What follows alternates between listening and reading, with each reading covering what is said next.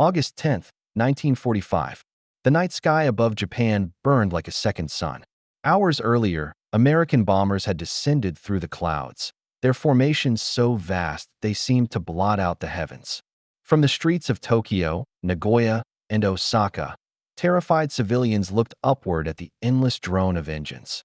Then came the falling stars, sticks of incendiaries, tumbling by the thousands, streaking orange through the blackness. Within minutes, whole neighborhoods ignited. Wooden houses turned to kindling. Firestorms leapt from block to block, and the air itself became a weapon, sucking the oxygen from lungs. Survivors later said it was as if the gods themselves had set the islands ablaze. 4 Japanese soldiers stationed near these cities, men hardened by years of jungle combat. The devastation was unthinkable. Entire garrisons returned to smoking ruins where their families had once lived. The question echoed across the empire. How had the Americans gained the power to erase entire cities in a single night? The answer did not lie only in the terrible new atomic weapon that would soon strike Hiroshima and Nagasaki. Long before those mushroom clouds, the United States had already discovered a different path to destruction: industrialized fire. Delivered from the bellies of bombers in numbers the Japanese could scarcely imagine. Where once the Imperial Army had believed their cities untouchable, hidden behind distance, mountains, and pride, the B-29 Superfortress revealed a terrifying truth. No place was safe. Not even the beating heart of the homeland. It began quietly in the final months of 1944. American engineers had pushed the limits of aviation to create a machine unlike anything Japan had faced. Sleek, silver, and massive, the Boeing B-29 was more than just a bomber. It was a fortress in the sky, capable of flying higher, faster, and farther than the Zero fighters that had once dominated the Pacific.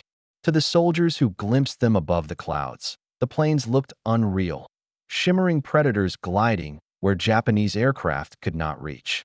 When the bombs fell, the destruction seemed otherworldly.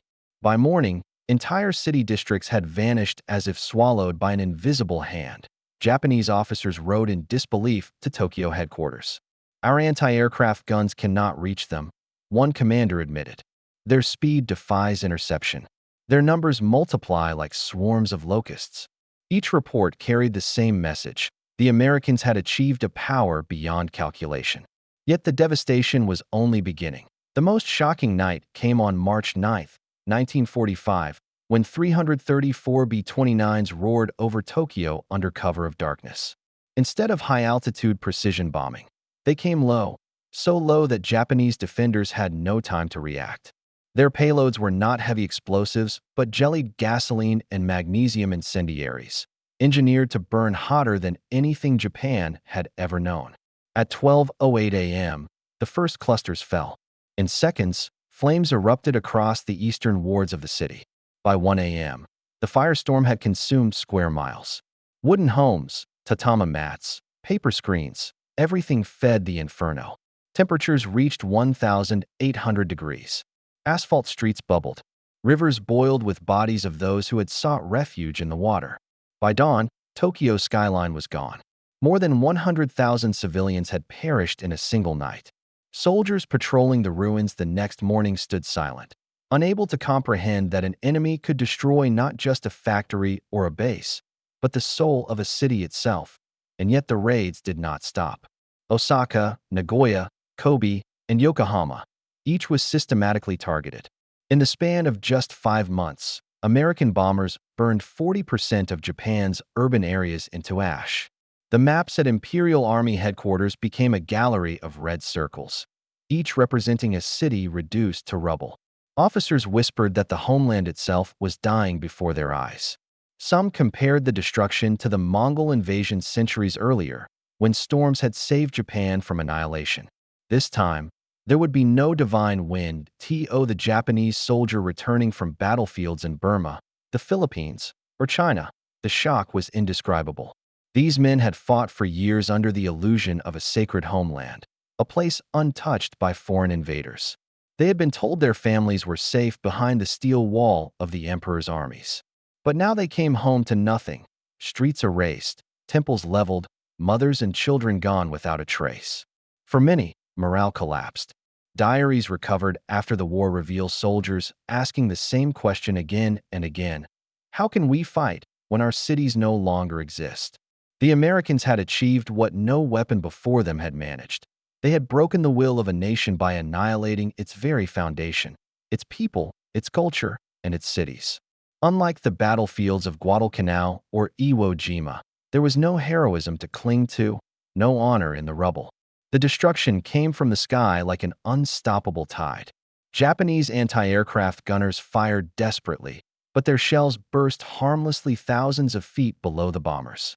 Fighter squadrons scrambled, but their planes could not climb high enough nor fly fast enough to touch the silver giants. The soldiers watching from the ground were forced to accept a bitter truth. They were powerless, reduced to witnesses of their own nation's erasure. Even after the fires of Tokyo, disbelief lingered. Some Japanese leaders clung to the idea that the raids were isolated, that the Americans could not possibly maintain such relentless assaults. But within weeks, the raids expanded, each more destructive than the last. The scale of industrial production in the United States was staggering. Factories in Detroit, Wichita, and Seattle turned out bombers faster than Japan could shoot them down. For every aircraft lost, another two emerged, polished and ready to fly. To the Japanese soldier, the message was unmistakable. The enemy's strength was endless. While their own resources dwindled by the day, WWII mid-1945, Japanese troops had grown accustomed to the sight of their homeland glowing red on the horizon at night. They described the cities burning like lanterns, visible even from distant mountains or offshore patrols. To see one's own country illuminated by flames was a psychological wound as deep as any defeat in battle. Entire divisions began to question the purpose of resistance. If the emperor's capital could be burned to the ground in hours, what hope remained for villages and strongholds scattered across the islands? And then, in August, the unimaginable became reality. Hiroshima was obliterated in a single blinding flash, followed days later by Nagasaki. Yet for many Japanese soldiers, the shock of those atomic strikes was built upon months of prior devastation. By the time the mushroom clouds rose, the empire was already in ruins, its cities erased not by one weapon alone, but by the relentless storm of fire that had swept the skies for nearly a year. The Americans had not just conquered territory, they had mastered destruction itself. Turning night into hellfire and reducing centuries of civilization to smoldering ASHIT was this realization, the sheer scale of American power, that broke the spirit of even the most loyal warriors. The samurai ideal had no defense against flames that devoured everything. Japan had believed in the strength of the sword, the courage of the soldier, and the sanctity of the homeland. But the war had entered a new age. Industrialized bombing had rewritten the rules. Cities could vanish overnight, and soldiers, no matter how brave, could only stand and watch. By the summer of 1944, the Pacific War had shifted irrevocably. Japan's empire, once vast and triumphant, was shrinking under the relentless pressure of American naval and air superiority. Saipan had fallen. Guam and Tinian soon followed. The Marianas, once distant specks on Japanese maps, were now forward fortresses in American hands. And with them came a transformation that few in Tokyo had anticipated. The reach of the war extended directly into the Japanese homeland. For the first time, American bombers could strike the heart of the empire itself. The B-29 Superfortress, conceived in the crucible of industrial America, was designed with a singular purpose: to bring destruction to Japan.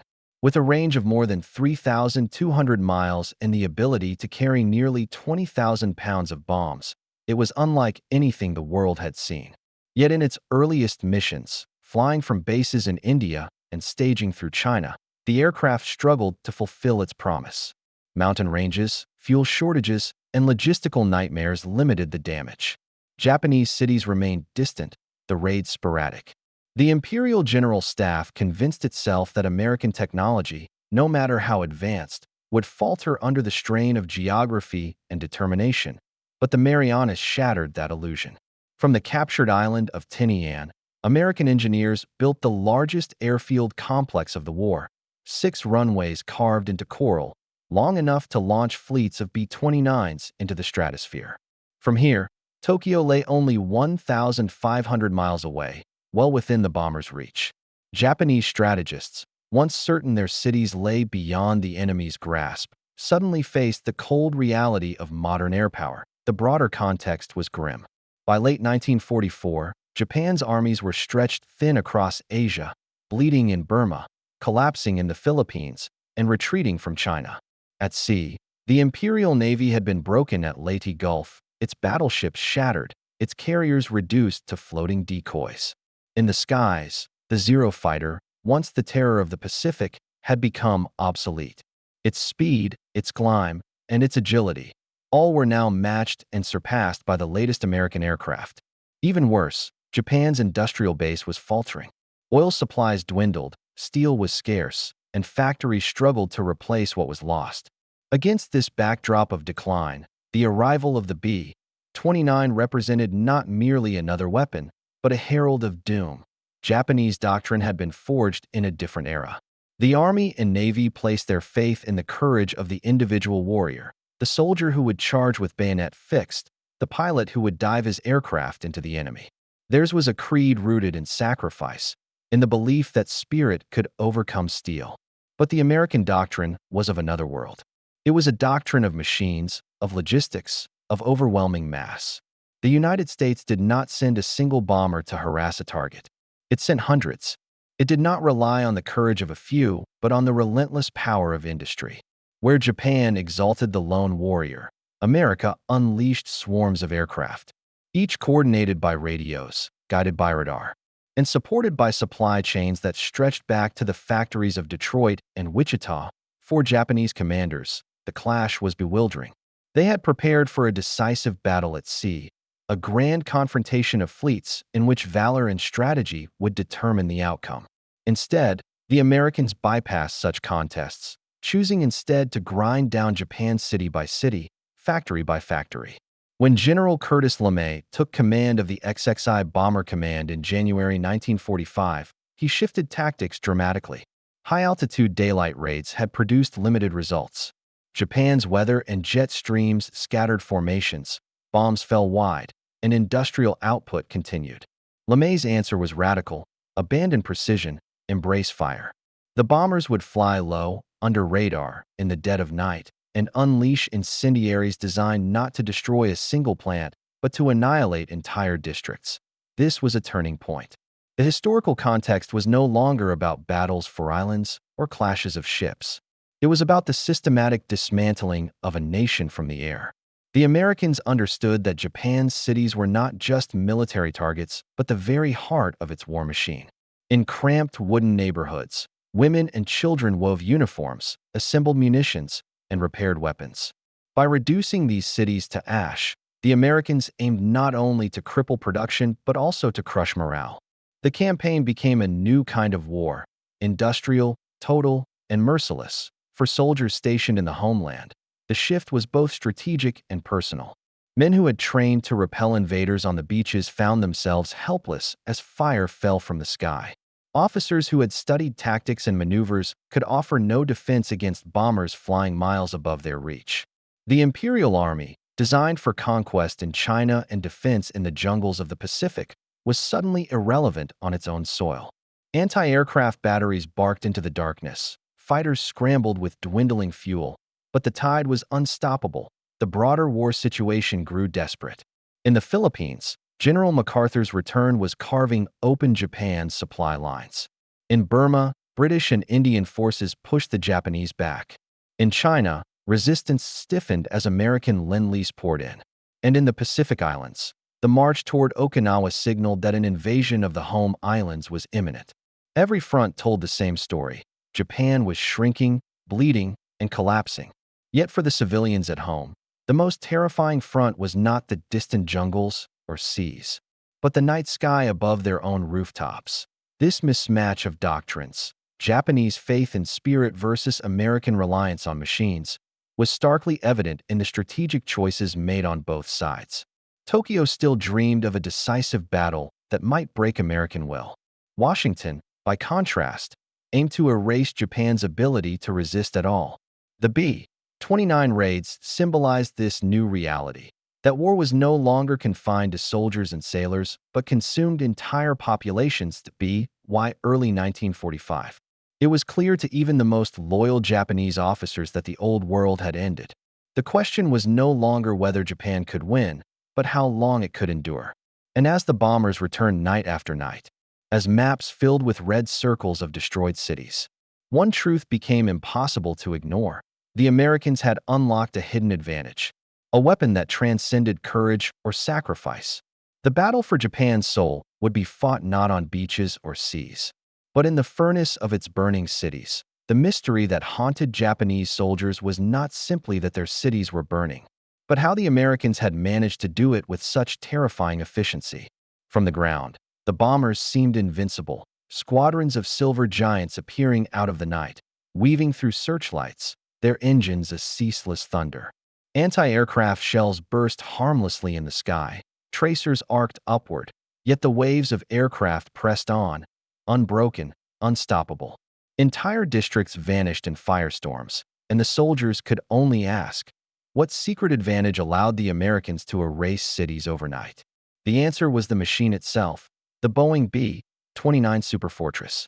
Conceived in 1939 and rushed into production by 1942, it was the most advanced bomber of its time, a weapon so far ahead of Japanese defenses that it seemed almost otherworldly. Standing nearly 30 feet tall, with a wingspan of 141 feet, the B-29 dwarfed the Zero fighters sent to intercept it. Powered by four WWII 3350 duplex Cyclone engines, each delivering 2,200 horsepower. It could climb to altitudes of 30,000 feet and cruise at speeds of 350 miles per hour. To Japanese gunners and pilots, this combination was a nightmare. Their anti-aircraft guns were designed for slower, lower bombers. Their fighters, often outdated, struggled to reach such heights without sputtering out. The result was devastating. American bombers flew where Japanese defenders could not touch them. But the true hidden advantage went deeper than raw engineering. The B-29 was not just a bomber. It was a flying fortress of innovation. It was pressurized, allowing crews to operate in the thin, frigid air of the stratosphere while Japanese pilots gasped for oxygen.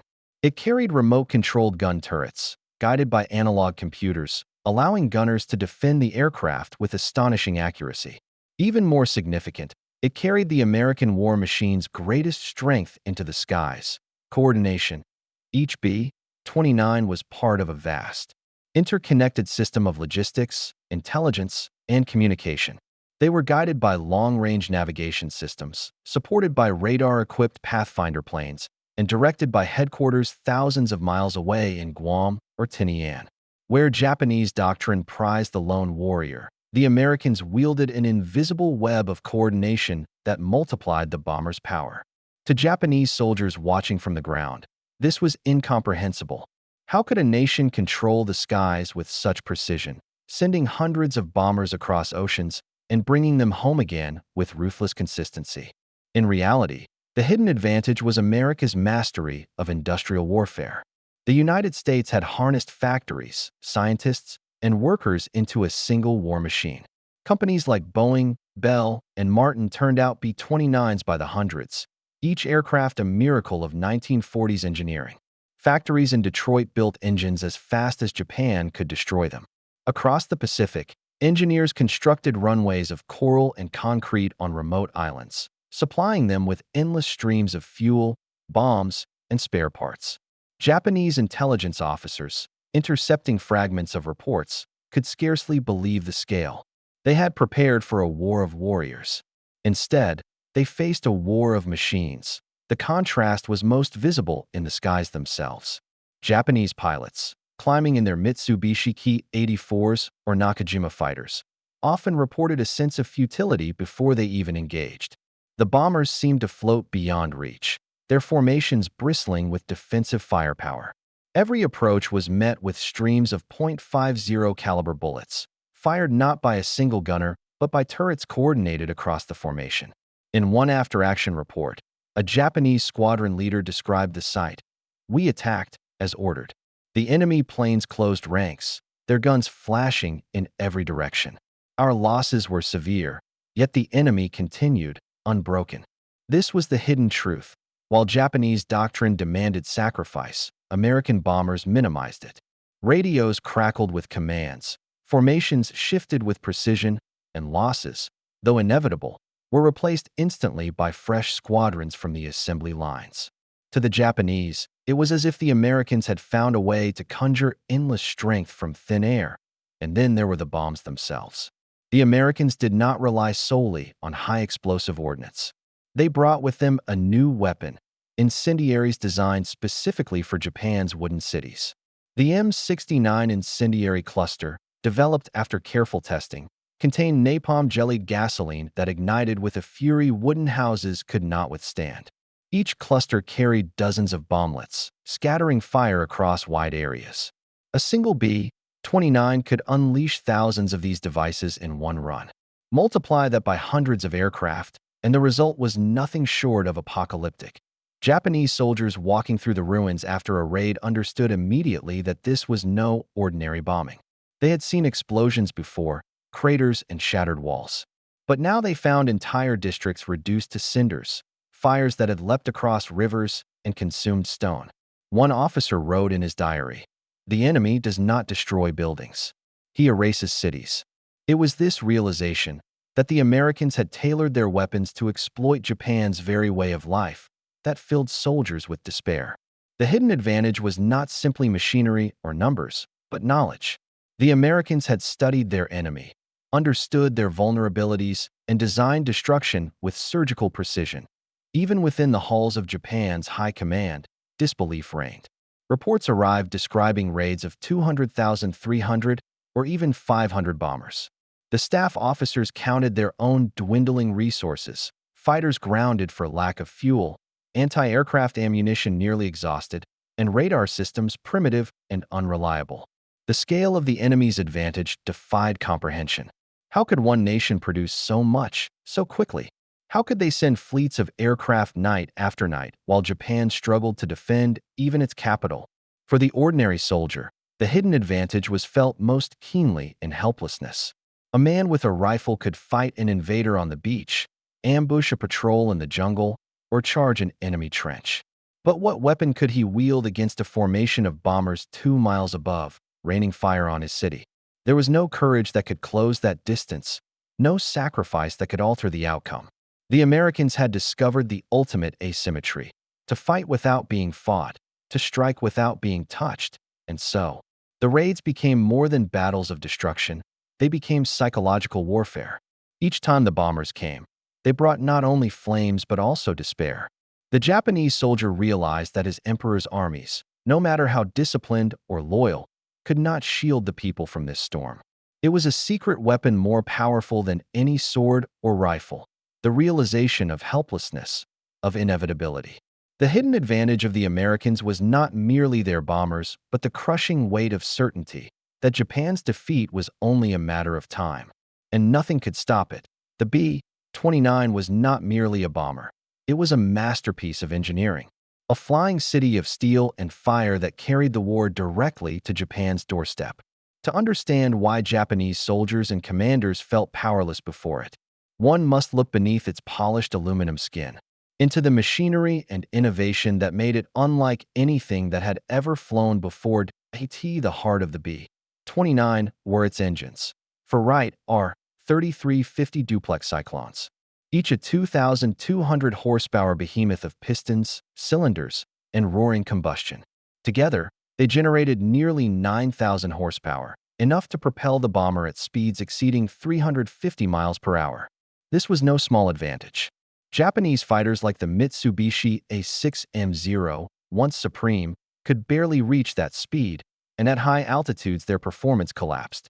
The B-29 could climb to 30,000 feet, cruising where air was thin and freezing, where Japanese pilots gasped for oxygen and engines strained until they sputtered out. 4 anti-aircraft gunners on the ground, the altitude was equally maddening.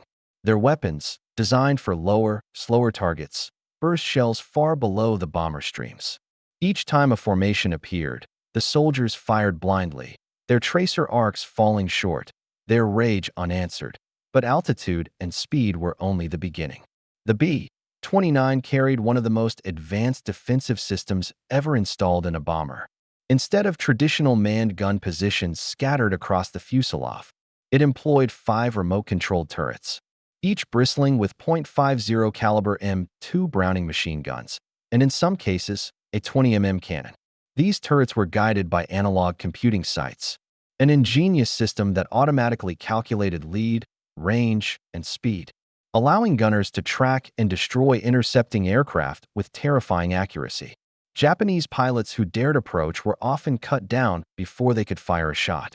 To them, it seemed as if the bomber could see in all directions at once, its turrets swiveling like watchful eyes, its guns speaking with deadly precision. The technological marvel did not stop there. The B-29 was the first combat aircraft with a fully pressurized cabin, a feature that transformed aerial warfare. Crews could operate in comfort at altitudes where frostbite and hypoxia crippled their opponents. Inside the bomber, a pressurized tunnel connected the forward and rear compartments, allowing crew members to move freely during missions. Japanese pilots, flying without such luxuries, battled numb fingers and blurred vision in the thin, freezing air. The difference was stark. While Japanese defenders fought their own bodies as much as the enemy, B-29 crews focused solely on the mission. Even its bomb bays were a revelation. Instead of one cavernous space, the B-29 carried 2 bomb bays separated by the wing spar, each capable of holding up to 10,000 pounds of ordnance. Engineers designed them with aerodynamic doors that snapped open and shut in fractions of a second, minimizing drag and exposure. This meant the bomber could unleash its deadly cargo with efficiency, whether high-explosive bombs meant to shatter factories or incendiary clusters designed to turn wooden neighborhoods into firestorms. Japanese soldiers who inspected unexploded devices after raids were stunned by their complexity, bomblets designed to penetrate roofs before igniting, fuses engineered to detonate with perfect timing, and chemicals that clung to surfaces and burned hotter than anything water could extinguish. Behind every technical marvel stood the American industrial machine. Boeing, Bell, and Martin factories worked around the clock, producing 3,970 B-29s by the war's end. Each aircraft required 165,000 man-hours to build, a staggering investment of labor and resources that only a nation with America's vast economy could sustain. By comparison, Japan's own aircraft industry struggled to produce even a fraction of such numbers, relying on increasingly scarce materials, hand-assembled parts, and workshops vulnerable to the very bombers they sought to counter. Support systems magnified the bomber's impact. On the islands of Saipan, Guam, and Tinian, engineers constructed runways longer than anything Japan possessed, 8,500 feet of reinforced coral and asphalt capable of bearing the weight of these giants. Each base was a logistical marvel, supplied by endless convoys of fuel, ammunition, and spare parts shipped across the Pacific. Japanese soldiers stationed nearby were astonished at the scale. Where they dug foxholes and scraped for rice, the Americans built entire cities of steel and machinery, complete with hospitals, workshops, and mess halls. The bomber was not just a weapon. It was the centerpiece of an empire of logistics. Radar and navigation systems gave the B-29 another edge. Equipped with the APQ-13 radar set, the bomber could navigate and bomb through cloud cover, rain, or darkness. Japanese defenders, relying on primitive early warning systems and limited radar coverage, were often caught unprepared. The bombers appeared suddenly, out of fog or darkness, as if guided by unseen hands. One Japanese officer, after inspecting radar fragments from a downed B-29, admitted bitterly, "Their machines fight even when their men do not." Even the numbers told a story of imbalance. A single B-29 carried more bombs farther than entire squadrons of Japanese twin-engine bombers like the Mitsubishi G4M, where Japanese crews flew lightly armored, aircraft that burst into flames with the smallest hit. The B-29 was a fortress, with armor plating, self-sealing fuel tanks, and redundant systems that allowed it to limp home even after taking terrible punishment. Stories circulated among Japanese soldiers of bombers flying back to Guam with engines blown off and fuselage riddled with holes, yet still airborne. To the defenders, it seemed as though the machines refused to die. The psychological impact of this technical superiority cannot be overstated. For the Japanese soldier, the B-29 represented not just an enemy plane, but a symbol of an industrial colossus they could not match. It embodied the gulf between Japan's doctrine of spirit and America's doctrine of machines. Every feature, the pressurized cabins, the remote turrets, the radar-guided bombing, spoke of a nation that fought with science and factories rather than flesh and steel. And every time the bombers came, that gulf grew wider, until it seemed less like a war between nations and more like a collision between eras. This was the hidden truth that Japanese soldiers could sense but not fully articulate. The Americans had leapt a generation ahead in warfare. The B-29 was not just an aircraft. It was the future, a harbinger of wars to come. Against its power, courage seemed powerless and sacrifice meaningless. Each raid was not merely an attack, but a demonstration of inevitability. A reminder that the empire of the rising sun was being consumed by a storm of fire born from the furnaces of American industry. The Pacific sun blazed mercilessly overhead, its heat pressing down on the battered Marines like a suffocating weight. They had been fighting for days without proper rest, their bodies worn to the edge of collapse. Every muscle ached, every breath burned, and yet they had no choice but to hold their ground. Tarawa was not just another island. It was a test of will, courage, and survival. The Japanese defenders, entrenched deep in bunkers, pillboxes, and hidden tunnels, had transformed the small atoll into a fortress of death. And for the Americans, retreat was not an option as the fifth day dawned. The beach resembled a graveyard. Burned-out tanks lay half-buried in the sand. Rifles rusted in shallow pools of blood and salt water, and the air was thick with the stench of decay. But amidst the horror, the Marines prepared for another desperate assault. Their eyes were hollow, yet inside burned a fire that would not be extinguished. They had come too far, lost too many brothers, and endured too much to fail now. Major Ryan, commanding a battered company of survivors, walked slowly through the trenches. His uniform was torn, his helmet dented, and his face streaked with grime. He paused often, placing a hand on the shoulders of his men, speaking quiet words of encouragement. "One more push," he told them, though he knew it might be their last. "One more push, and we take this damn island." The Japanese, meanwhile, had no intention of surrendering. To them, Tarawa was sacred ground. Every soldier carried the unyielding code of Bushido, the belief that death in battle was an honor greater than life itself. Colonel Shibasaki, the Japanese commander, had once boasted that 1,000,000 Americans could not take Tarawa in 100 years. Now, with his forces dwindling, his pride remained unbroken. He sent orders through the tunnels. Fight to the last man. Resist until the final breath. At noon, the silence shattered.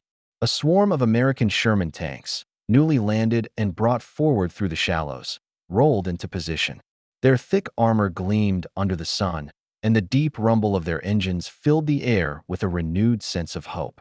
Behind them, squads of Marines prepared to advance. The signal flare went up, bright red against the smoke-streaked sky. Then the assault began. The Shermans lumbered forward, their cannons belching fire. Explosions tore through Japanese bunkers, collapsing concrete walls and sending debris flying. The Marines followed close behind, crouched low, firing bursts from their M1 Garants. Grenades arced through the air, landing with bone-shattering blasts inside enemy strongholds. The battlefield became a nightmare of dust, fire, and screams. Still, the Japanese would not yield. Machine gun nests opened up, stitching lines of bullets across the sand. From hidden firing holes, snipers picked off Marines one by one. Suicide charges erupted as soldiers burst from the tunnels, clutching grenades to their chests, hurling themselves against the tanks in futile attempts to destroy them. Many fell before they could reach their targets, but some made it close enough to rock the Shermans with thunderous blasts. The Marines pressed on, but every yard was paid for in blood. One squad, pinned down near a coral ridge, fought desperately as grenades rained upon them. Private Thompson, barely 19, crawled forward through the sand, clutching a satchel charge. He shoved it into the firing slit of a pillbox, shouted for his men to get down, and disappeared in the explosion that followed. His sacrifice silenced the gun that had cut them down for hours. His name, like so many others, would never be forgotten by the men who lived. Elsewhere, flamethrower teams moved with grim precision. The roar of liquid fire echoed as jets of flame poured into bunkers, flushing out defenders in a hellish inferno. The screams that followed were almost inhuman, but the Marines had hardened their hearts. There was no room for mercy on Tarawa. Survival meant annihilation of the enemy. By late afternoon, the momentum shifted. The American lines surged forward, overwhelming position after position. The Japanese, reduced to scattered groups, fought with savage determination. Some launched final Banzai charges, rushing headlong into a storm of bullets. Others, cornered in their bunkers, refused to emerge, choosing instead to die where they stood. The sand ran red with blood, and the air quivered with the thunder of battle. As darkness fell, the island was a wasteland. Fires burned across the shoreline, their light flickering on the faces of exhausted survivors. The Marines collapsed into the shallow trenches they had carved, their bodies trembling with fatigue. Yet, for the first time, they could feel the tide turning. Tarawa was breaking. The enemy was nearly spent. Major Ryan gathered his men around a shattered seawall. His voice was hoarse but steady. "Tomorrow, we finish this," he said. "Tomorrow, we end it." He looked into their weary eyes and saw not fear, but resolve. They had been to hell and back, and somehow, they were still standing in the Japanese tunnels. The mood was far different. Colonel Shibasaki's once proud garrison was nearly destroyed. Communications had collapsed, ammunition was nearly gone, and bodies lay stacked in the darkness. Still, orders remained the same: no surrender. The defenders would die, every last one of them, before allowing the island to fall without honor. And so, as night claimed Tarawa, both sides prepared for the dawn. For the Marines, it would be the final push toward victory. For the Japanese, it would be the last stand of men who had vowed never to leave the battlefield alive. The stage was set for one of the bloodiest conclusions in the Pacific War. The desperate stand of Tarawa was far from over. Tomorrow would decide everything. The aftermath of Tarawa was a revelation, not only in terms of human cost, but also in the psychological and strategic dimensions of modern warfare. For the Japanese, the battle confirmed a bitter truth: courage and discipline, while honorable, were insufficient against the relentless machinery of American power. Soldiers who survived the carnage returned to their units broken, haunted by the screams of friends and the realization that no matter how tenacious their defense, the American war machine would not be denied. This was not a defeat born of poor strategy or incompetence. It was a collapse of morale under the weight of overwhelming force. From the American perspective, Tarawa became a case study in the interplay of technology, logistics, and human endurance. The Marines who stormed the beaches understood that their success depended not just on bravery, but on cohesion, coordination, and the support of a complex system. Amphibious vehicles delivered troops under fire. Naval gunfire softened defenses. Tanks advanced through shallow waters while suppressing enemy positions. Radios crackled with orders, relaying instructions in real time. Commanders could see the battlefield unfold before them, reallocating forces and adjusting tactics on the fly. Soldiers felt connected, not only to their units, but to the entire apparatus of war that ensured their survival. The psychological impact on the Japanese was profound. The Imperial Army had prided itself on its ability to inspire loyalty and discipline, yet Tarawa demonstrated that even the most steadfast soldiers could falter when the structure supporting them crumbled. Japanese troops, previously confident in their defensive doctrines, faced a foe that did not tire, did not hesitate, and was unafraid of loss. Each new wave of Marines arriving on the beaches reinforced the terrifying realization: the Americans were limitless. One Japanese officer wrote in a surviving report, "We fight, but the enemy does not end. Every time we strike, more come. We are already defeated in spirit, even before the last bullet is fired." This disconnect between perception and reality was a defining feature of the Pacific War.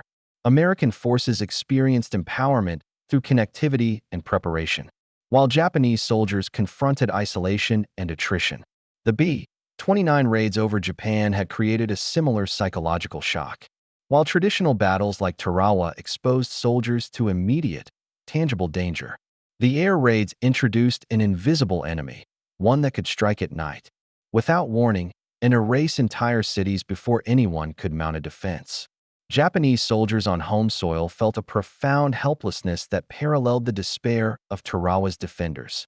Their weapons were limited, their tactics obsolete, and their minds burdened by the sheer scale of destruction they could not prevent.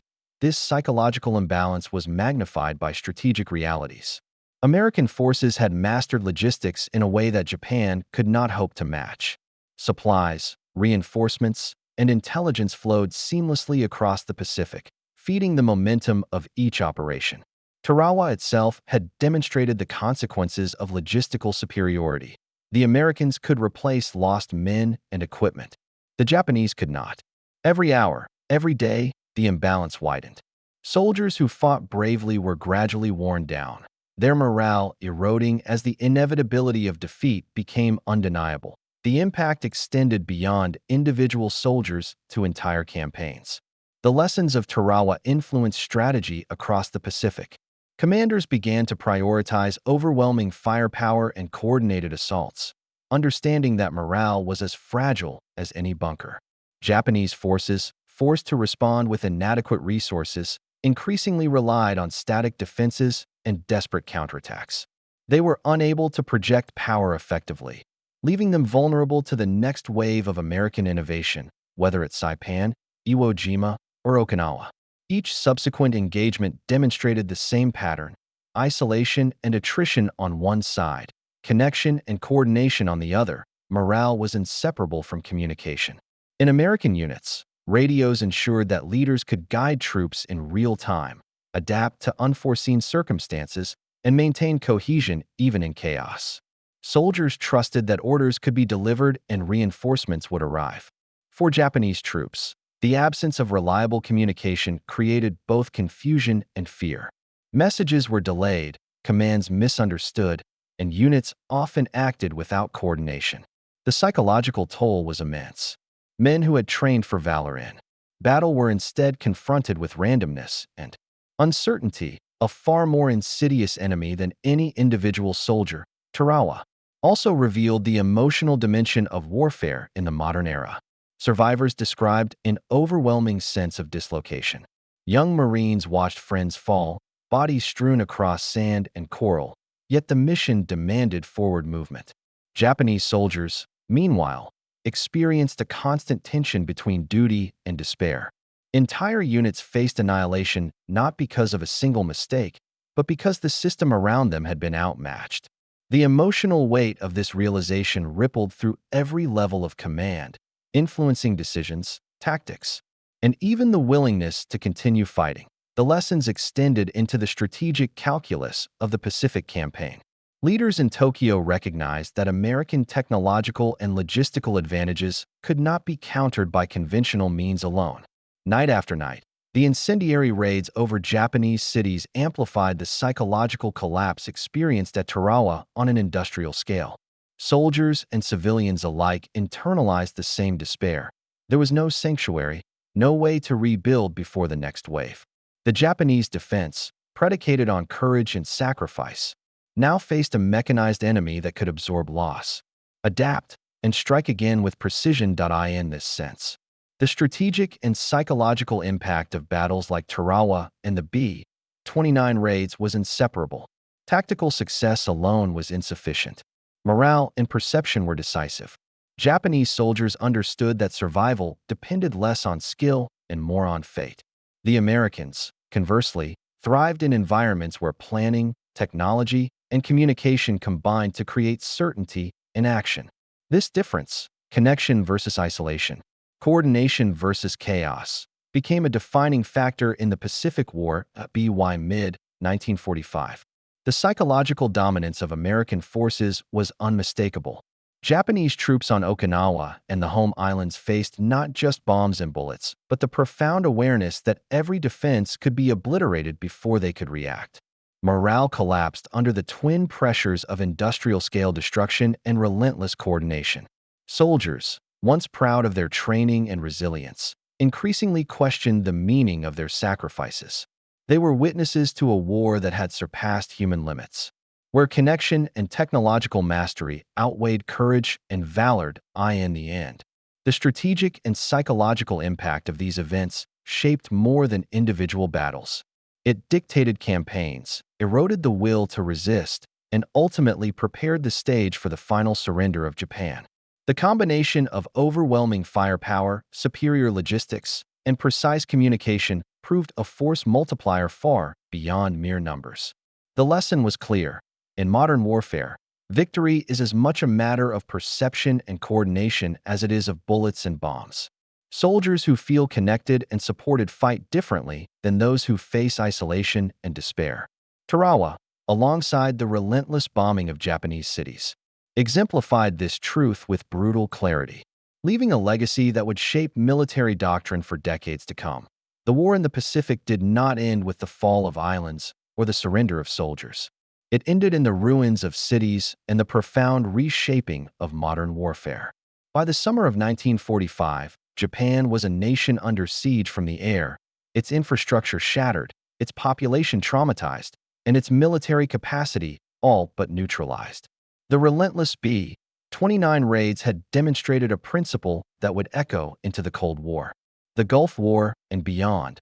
Connection, coordination, and industrial power could overwhelm even the most determined defense. The cities erased overnight were more than targets. They were lessons written in fire, cementing the doctrine of networked warfare for generations to come. Historians and military analysts would later trace a direct line from the devastation wrought by these bombers to the concept of strategic bombing and eventually to the modern emphasis on precision-guided munitions. The B-29 campaign illustrated a crucial evolution, the ability to integrate technology, logistics, and intelligence into a single operational advantage. From Tinian, Guam, and Saipan, the United States demonstrated that speed, altitude, coordination, and industrial depth could transform a bomber into an unstoppable weapon. Japanese commanders had observed the difference firsthand, recording in reports that morale and defensive capacity could collapse long before the first bullet struck their targets. The legacy extended beyond tactics and hardware. The psychological shock inflicted on Japanese soldiers and civilians showed that modern warfare was not just fought with steel, but with perception. The air raids created an environment of inevitability, where survival seemed almost accidental and resistance appeared futile. American forces understood that maintaining connectivity, both technologically and organizationally, amplified the impact of every mission. Soldiers who felt integrated into a system of command and support were exponentially more effective than isolated units facing the chaos of battle. The B-29 was therefore not merely an aircraft, but a symbol of an operational philosophy that would dominate conflicts for decades. Post-war, the lessons were applied immediately. The U.S. Air Force, newly independent in 1947, studied every detail of the Pacific Campaign, translating the successes of Tarawa, Saipan, and the B-29 raids into doctrine. Cold War strategists designed nuclear delivery systems that mirrored the principles demonstrated over Japan: overwhelming, coordinated, and psychologically undeniable. The concept of deterrence relied not simply on the destructive power of a weapon, but on the perception that resistance was meaningless, a direct echo of the terror Japanese soldiers had faced as cities vanished under fire. Even beyond nuclear strategy, the principle of connection versus isolation reshaped military thought. In Korea and Vietnam, communications networks, coordinated air support, and logistical depth became decisive. In the Gulf War, network-centric warfare allowed coalition forces to operate with precision that Japanese defenders in 1945 could never have imagined. Across each theater, the seeds planted in the Pacific, through the B-29, the Shermans, and the meticulously coordinated amphibious assaults, blossomed into the doctrine of modern combat. The war had taught a brutal, universal truth: technology and organization, when harnessed effectively, can surpass courage and numbers. For the soldiers who survived the Pacific Campaign, the legacy was more immediate and emotional.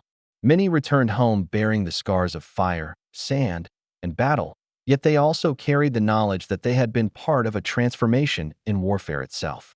Veterans recounted the awe-inspiring power of the B-29 formations, the precise orchestration of thousands of personnel and machines, and the terrifying efficiency that left entire cities obliterated overnight. These stories, retold in memoirs, documentaries, and oral histories, ensured that the lessons of Japan's air raids would endure, shaping not only military planning but also the collective memory of the war. Japanese soldiers and civilians, by contrast, faced the long shadow of defeat. The psychological impact of the bombings lingered for decades, influencing post-war culture, literature, and national consciousness. Ruins became monuments, memories of annihilation etched into the architecture of remembrance. Strategists studying the war recognized that Japan's inability to counter the B-29 was not a failure of courage, but a mismatch of doctrine against a technologically and logistically superior opponent. This recognition reinforced the importance of preparation, adaptation, and integration in any future conflict, a lesson that transcended geography, ideology, and time. Ultimately, the story of the B-29 over Japan is a story of inevitability. The aircraft's technical superiority, combined with logistical mastery and operational coordination, produced a weapon capable of erasing cities overnight. Japanese soldiers could fight with skill and bravery, but they could not overcome an enemy who had integrated technology, industry, and strategy into a single, unstoppable force. In the crucible of the Pacific War, the lesson was clear. In modern warfare, connection outweighs firepower, speed defeats armor, and preparation amplifies courage. Field Marshal Keitel's observation about tank coordination on the European front could just as easily apply here. Victory did not rely solely on the individual weapon, but on how that weapon was networked, supplied, and employed. The B-29 campaign proved this principle with devastating clarity, leaving a legacy that influenced doctrine, strategy, and the very philosophy of war. Cities were destroyed, soldiers were broken, yet through it all, a lesson emerged, a lesson that transcends time. In the modern age, war is as much about systems and integration as it is about men and machines. And the side that harnesses these forces most effectively will shape history itself. As the final smoke lifted over Tokyo, Osaka, and Nagoya, the world bore witness to the scale of human ingenuity and industrial might. The American bomber had delivered more than bombs. It had delivered a blueprint for victory in the modern era. Japanese soldiers, civilians, and commanders alike learned the same lesson, seared into memory by fire and ash. And the echo of that lesson would resonate for generations. In war, as in life, the power of coordination, foresight, and technological mastery can erase even the strongest defenses overnight.